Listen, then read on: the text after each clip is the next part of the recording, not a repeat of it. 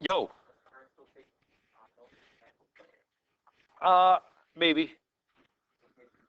I can't really remember for sure. Suppose you have two functions. Actually, I'm going to draw it like this because it's going to represent a problem that we'll actually do. Suppose you have a function like that. That just made Laura upset. It's like, I already drew it. Gens, come on. So we'll call it f of x. We'll call it g of x. And we'll get rid of the dot.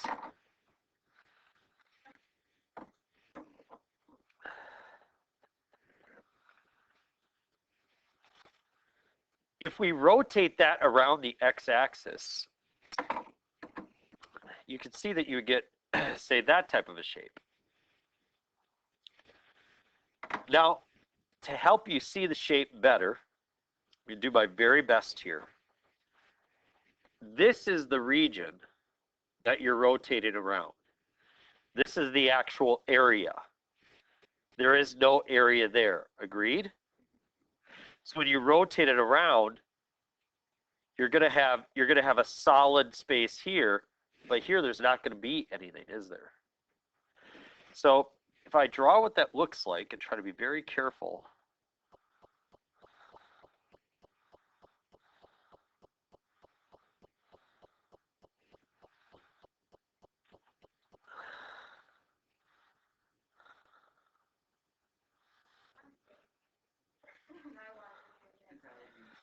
I got allergies going on. Yeah, I've got Kleenex plugged up the nose right now. My goal is just to make it through this, and then yeah, that was funny.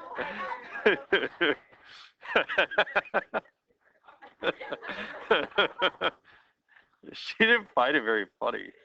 It's like, start laughing. All right, what's the shape that I get? It's a washer.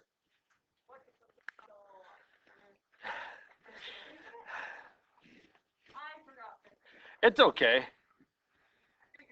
It like makes you think of like a washing machine. Yeah. Yeah, it's kind of like how, just associations go. So to draw it, I put, the double on this side, and then I put the double over the other side. So if you alternate sides, that helps give you the depth that you want. And as we look at that washer, does it have horizontal thickness or vertical thickness? Horizontal thickness, so dx. So now we need to determine the area of the circle part. Remember from geometry how we find the area of a washer? Yeah, if you want to describe to me how you would maybe do it, don't think of the formula, just like think of what you would do. Yeah, the area of the big circle minus the area of the small circle. So we'll call this big R, and we'll call this little r. And so therefore the area is going to be pi r squared minus pi r squared dx. Both have a pi, right? So I can factor that out. And in this case, what is big R?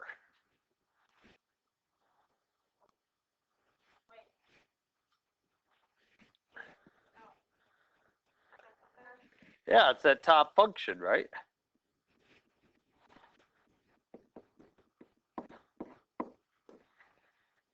And then the little function, or the yeah, g of x.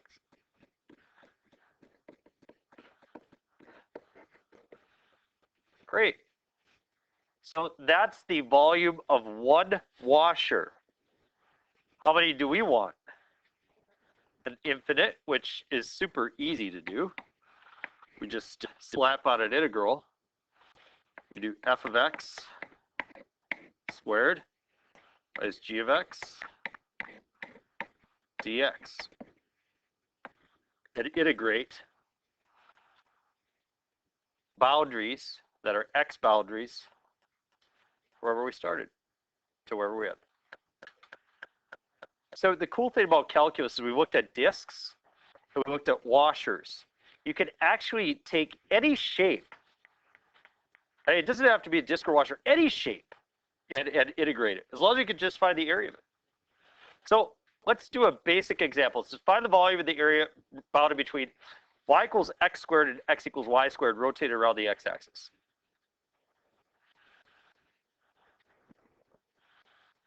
What does y equals x squared look like?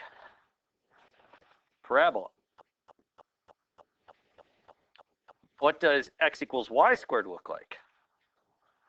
Sideways parabola.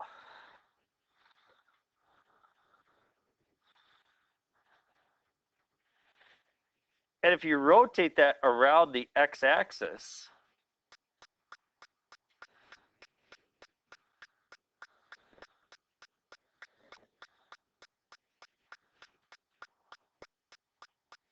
how's that? You okay with that?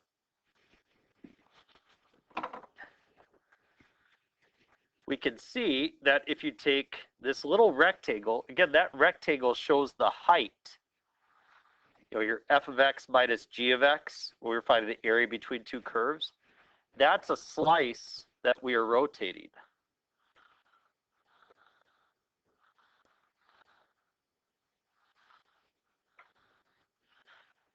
Get that really cool washer guy. Neat. Well, this washer will have a large radius, and it will also have a small radius. Can somebody tell me what the large radius is? Yeah, it's going to be that x equals y squared, which is, as you said, will end up being the root of x. And we'll write that out in a second. What's the little radius? Y equals x squared. And is the thickness dx or dy? Dx.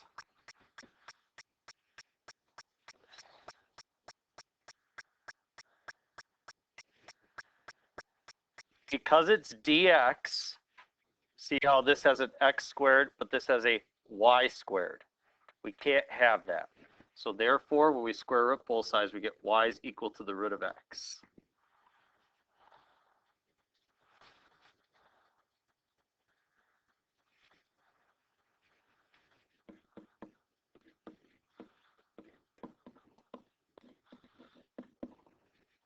That's our formula for the volume of a washer.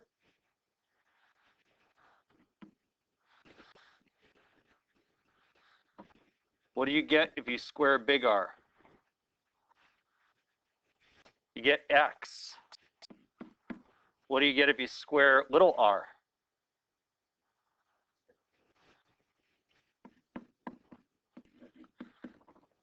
What am I missing? My bounds. When you determine your bounds, first you have dx, so therefore you're using x values. Look at your original area. Where does it start? Do you know where it ends? We could solve, for the sake of time, does everybody recognize that 1, 1 is a coordinate on both of those graphs? This spot right here is the coordinate 1, 1. And I think I've given you those drawings. That's the setup. Now we get to the easy part, right? So that's the complicated part. Now the easy part, x squared over 2 minus x to the 5th over 5.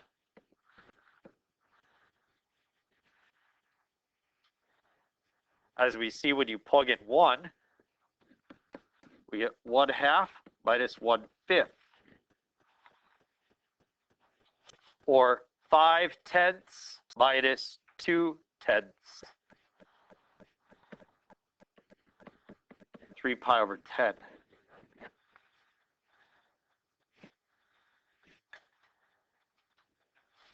Like when you glance at your work and forget that you know any calculus for a second, it looks pretty impressive, right? Like if somebody were to walk into class, they would look at it and say, wow, you guys must be the smartest people on the face of the earth. Isn't that a good feeling? Don't you believe you're the smartest people on the face of the earth? Let's try another problem. Find the volume bounded between y equals 1 over x, x equals 2 as y equals 2 revolved around the y-axis. What's different about this one? Going around the y-axis. Anybody want to anticipate what's going to happen if I'm going around the y-axis? dy. So what does 1 over x look like? Can somebody describe that?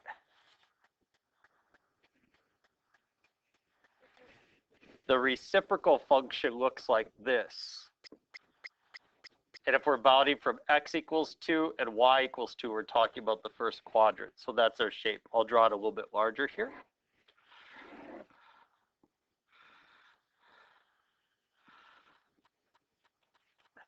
What is the graph of x equals 2? What kind of a line? Vertical or horizontal? Vertical.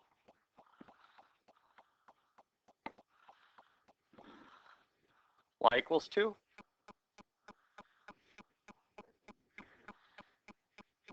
Can you see the area that I'm rotating? This space here is the rotation.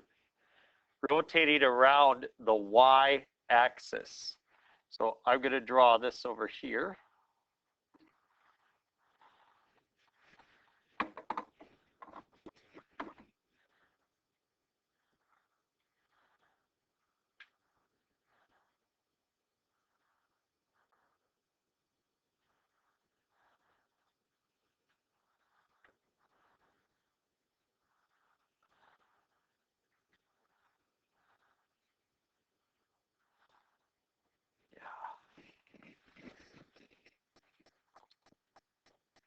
How are you doing with the drawing?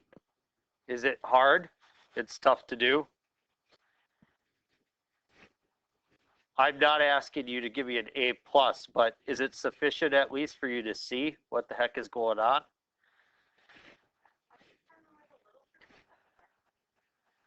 So I just take the little circle. I start at the smallest point on the inside, and I just, again, draw it over to the closest side over there.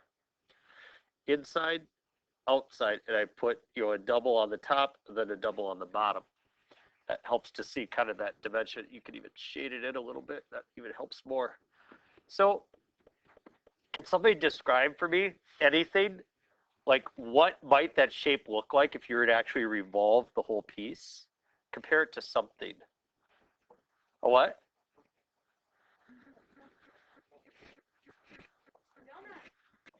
Okay, I'm going with donut. What did you say? A football. Okay.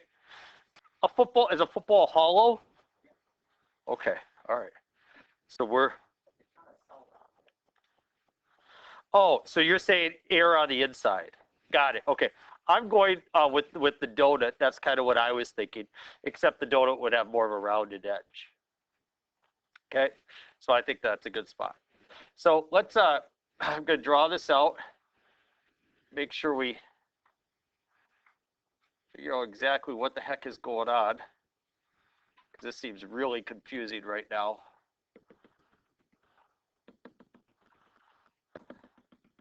I'm going to show you a technique that I like to use. So this is what produces my original area, right?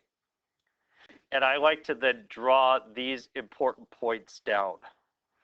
Notice how this spot is made up of x is equal to 0. What makes up this spot right here? What determines this spot right here? Y equals 1 over x. Everybody agreed? So I'll put the y is equal to 1 over x there. And then what determines that spot there? What x is equal to 2. So dx or dy? Dy. So everything must have a y in it. Okay, so this y equals 1 over x switches to x is equal to 1 over y if you were to solve.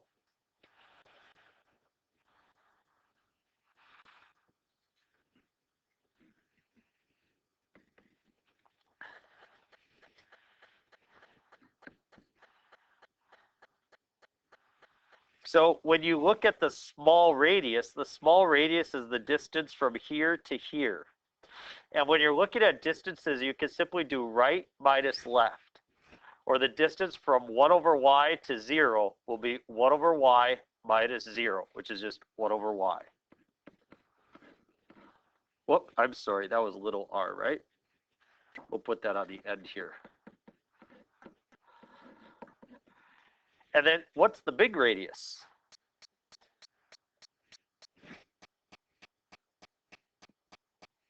It's just always going to be 2. It's the distance from there to there. You can see the big radius is always 2. You see that? So the big radius is 2 squared. So that's the volume of one of those, and I'm going to integrate in order to produce an infinite number.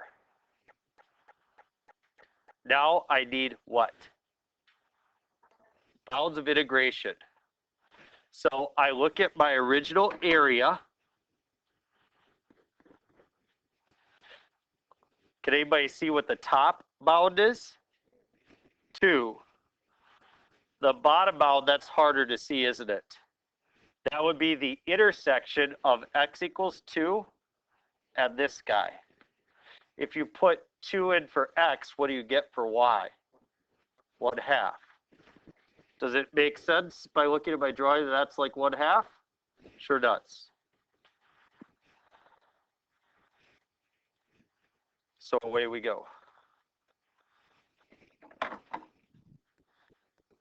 Pi times the integral 1/2 to 2 of 2 squared is 4. 1 over y quantity squared is 1 over y squared dy.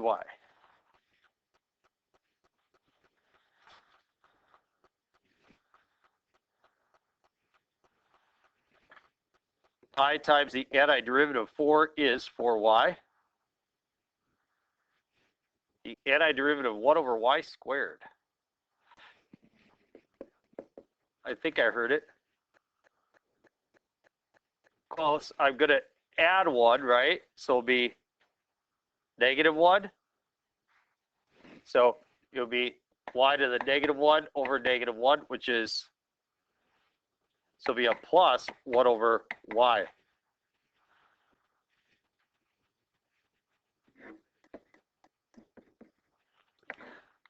So I know that when you guys saw that there was a fraction involved and whatnot, you probably were a little bit worried that this would produce a very difficult result. It actually works out quite nice.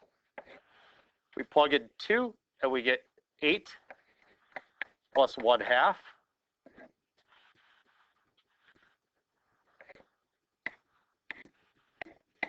And then we plug in 1/2 and we get 2 plus, what's 1 over 1/2? 2.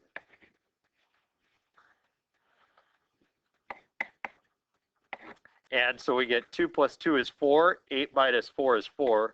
4 plus 1/2. 8 halves plus 1/2 is 9 halves. 9 pi over 2.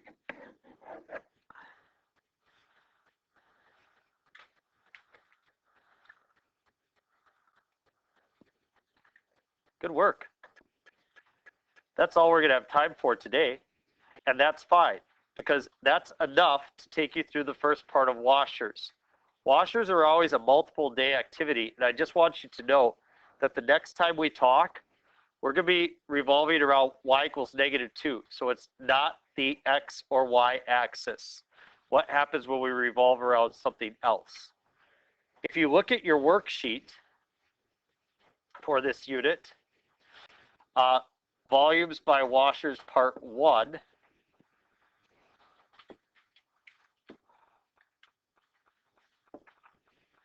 And when you work through some of the assignments, please do not be surprised that you might be able to do one or not the other.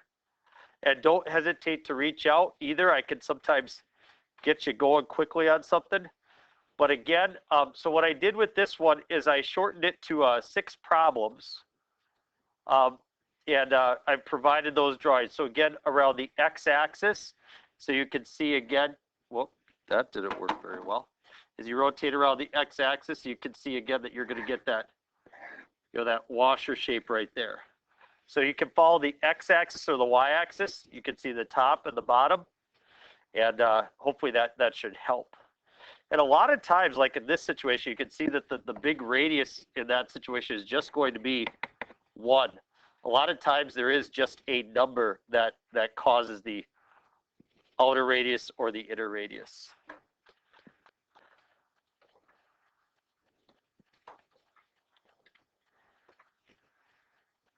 Anybody feel a little confused? I want you to know that it's very normal during this unit to feel confusion for a little while and then to be brought through it. I will say that without a doubt, on a normal year, this test generally always goes better than the previous test for most people.